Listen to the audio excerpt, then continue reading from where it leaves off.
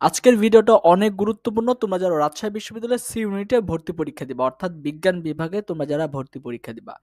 তো এখানে একটা সুবিধা আছে, কিন্তু রাজশাহী বিশ্ববিদ্যালয়ে অনেক রকমের সুবিধা আছে। কিরকম সুবিধা আছে? তুমি চাইলে কোন একটা সাবজেক্ট তুমি বাদ দিতে পারবা। অর্থাৎ তুমি যদি চাও ম্যাথ দাগাবা না, বা তুমি যদি চাও বায়োলজি দাগাবা না, তুমি কিন্তু এগুলো না দাগাই কিন্তু ভালোভাবে তুমি পরীক্ষা দিতে পারবা, যে কোনো একটা স্কিপ করে। কোন কোন সাবজেক্ট বাদ দিতে পারবা? অপশনাল কি দাগাতেই হবে? এটা কিন্তু অনেকের কোশ্চেন থাকে।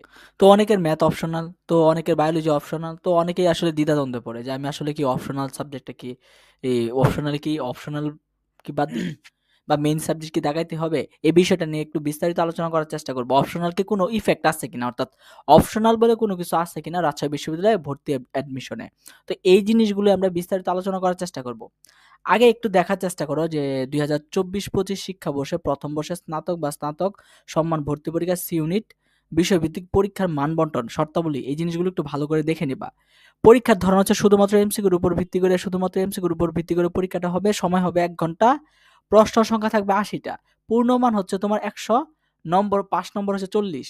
আমার এর আগের ভিডিওটা দেওয়া হয়েছিল যে 5 নম্বর 40 বলছে, শুধুমাত্র 5 নম্বর 40 পেলে যে তুমি পাশ করবে এরকম না, 100-র মধ্যে যে তুমি 40 পেলে যে পাশ করবে এরকম না, কিন্তু তোমাকে কিন্তু আবশ্যিক অংশে, অর্থাৎ এই যে দেখো দুইটা অংশ থাকে, একটু ভালো করে জিনিসটা দেখার চেষ্টা করো।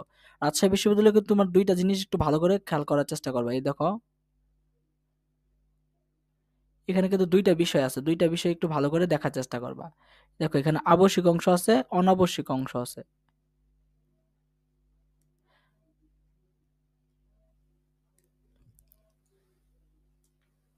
এখানে কিন্তু আবশ্যিক অংশ আছে, অনাবশ্যিক অংশ আছে। অর্থাৎ রাজশাহী বিশ্ববিদ্যালয়ে ভর্তি পরীক্ষা দিতে গেলে দেখো, ফিজিক্স, রসায়ন এবং তোমার আইসিটি, এই তিনটা হচ্ছে আবশ্যিক অংশ। এখান থেকে দেখো, ফিজিক্সে 25টা, এখান থেকে দেখো ফিজিক্সে 25টা, কেমিস্ট্রিতে 25টা, আইসিটিতে তোমার কত 5টা। মোট 55টা এমসিকিউ, মোট 55টা এমসিকিউ দেখবে এই আবশ্যিক অংশ থেকে। আর প্রতিটা এমসিকিউর মান হচ্ছে 1.25 করে। তো দেখো, প্রতিটা এমসিকিউর মান হচ্ছে 1.25 করে, তাহলে 25টা এমসিকিউর মান হচ্ছে তোমার 31.5, 31.5, 6 দশমিক কত, 25। তো টোটাল এখানে আসতেছে।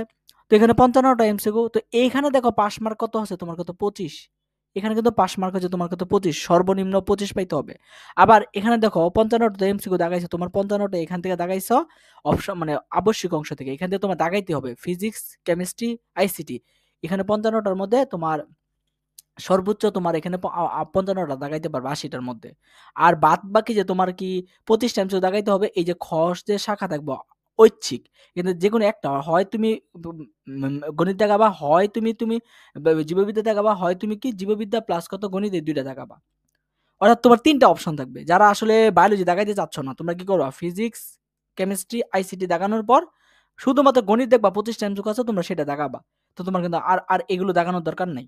এগুলো দাগানোর দরকার নাই। শুধুমাত্র গণিত অপশনটাকে চুজ করবা। শুধুমাত্র গণিত অপশনটাকে চুজ করবা। আবার অনেকে দেখা হয়তো তোমার কি বায়োলজি ভালো পারে, গণিত পারেন, তাহলে গণিত তো দাগাবা না। আর জীববিদ্যা প্লাস কত গণিত যে অপশন থাকবো, অর্থাৎ 25টা করে এমসিকিউ থাকবে, ওটা দাগাবা না। শুধুমাত্র দেখবা যে একসাথে 25টা এমসিকিউ বায়োলজি কোথায় আছে সেটা দাগাবা, সেটা দাগাবা। তাহলে হয়ে গেল। আবার অনেকে আসলে ম্যাথ প্লাস বায়োলজি দুইটাই ভালো পারে। তো তোমরা কি করবা? এই যে দেখবা একটা অপশন পাবা, দেখো জীববিদ্যা প্লাস কত গণিত লেখা থাকবে। তো জীববিদ্যা থেকে তোমার কত 13টা, আর গণিত থেকে তোমার 12টা, মোট 25টা এমসিকিউ থাকবে। মোট 25টা এমসিকিউ থাকবে। তো এই 25টা এমসিকিউ তুমি খালি জাস্ট এইটা অপশনটা দাগাবা। তাহলে এই দুইটা দাগানোর দরকার নাই। অর্থাৎ এই জীববিদ্যা অপশনটা, গণিত শুধুমাত্র দুইটা। অর্থাৎ 3টা অপশন থাকবে, বুঝতে পারতাছো? হয় গণিত, অথবা হয় জীববিদ্যা, অথবা জীববিদ্যা প্লাস গণিত, এই দুইটা অপশন আজ থাকবে। যেকোনো একটা দাগাবা। তো তোমাদের আসলে মানে পছন্দ অনুযায়ী করতে পারবা। তো এখন কথা হচ্ছে, ভাই আমার তো অপশনাল হচ্ছে গণিত। এখন আমার জীববিদ্যা হয়েছে গণিত। আমি কি চাইলে কি করতে পারবো? তোমার অপশনাল যেটাই থাকুক, অপশনাল বলে কোনো কথা নাই রাজশাহী বিশ্ববিদ্যালয়ে। সার্কুলারের মধ্যে ওরকম অপশনাল সাবজেক্টের পরিবর্তে দেখাইতে হবে এরকম ওইসব কিছু বলা নাই। অপশনাল তোমার যেটাই হোক, তুমি চাইলে গণিত এবং জীববিদ্যা দুইটার মধ্যে যেকোনো একটা দেখাইতে পারবা। অথবা তুমি চাইলে গণিত, জীববিদ্যা দুইটাই দেখাইতে পারবা।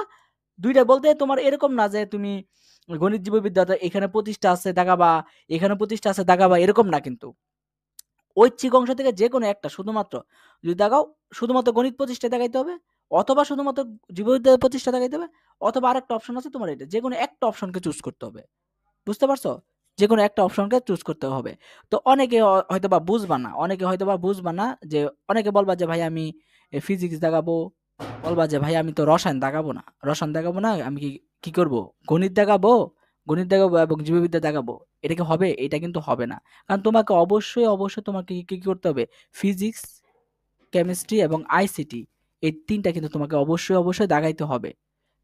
তারপর অপশনাল যে সাবজেক্ট আছে, অপশনালের পরিবর্তে শুধুমাত্র এই জিনিসগুলো করতে পারবা। তারপর দেখো ঐচ্ছিক যে অংশ থাকবে, ঐচ্ছিক অংশ থেকে শুধুমাত্র মানে গণিত অথবা শুধুমাত্র জীববিদ্যা অথবা গণিত প্লাস জীববিদ্যা, যে কোনো একটা তুমি চুজ করবা। এখন কথা হচ্ছে তুমি যদি এখানে যদি হয় শুধুমাত্র গণিত জাগাও, তাহলে তুমি কি করবা? গণিত জাগালে অনেকগুলো সাবজেক্ট পাবা না, বায়োলজি রিলেটেড কোনো সাবজেক্টই তুমি কি রাজশাহী বিশ্ববিদ্যালয়ে পাবা না। আবার হয়তো শুধুমাত্র যদি তুমি জীববিদ্যা দেখাও, অর্থাৎ ফিজিক্স, কেমিস্ট্রি, আইসিটি দেখানোর পর যদি শুধুমাত্র জীববিদ্যা দেখাও, গণিত যদি না দেখাও, শুধুমাত্র জীববিদ্যা এই অপশনটা চুজ করো, তাহলে তুমি গণিত রিলেটেড কোনো সাবজেক্টই পাবা না। আবার অনেকেই আবার তুমি যদি আবার তুমি যদি ফিজিক্স, কেমিস্ট্রি, আইসিটি দেখানোর পর যদি এই অপশনটাকে চুজ করো, অর্থাৎ জীববিদ্যা প্লাস গণিত এই অপশনটা চুজ করো, রাজশাহী বিশ্ববিদ্যালয় সি ইউনিটের যতগুলো সাবজেক্ট আছে সবগুলো সাবজেক্টের জন্য তুমি সিলেক্টেড হবা, তোমার মেরিট অনুযায়ী তুমি সাবজেক্ট পাইতে পারবা। বুঝতে পারছো?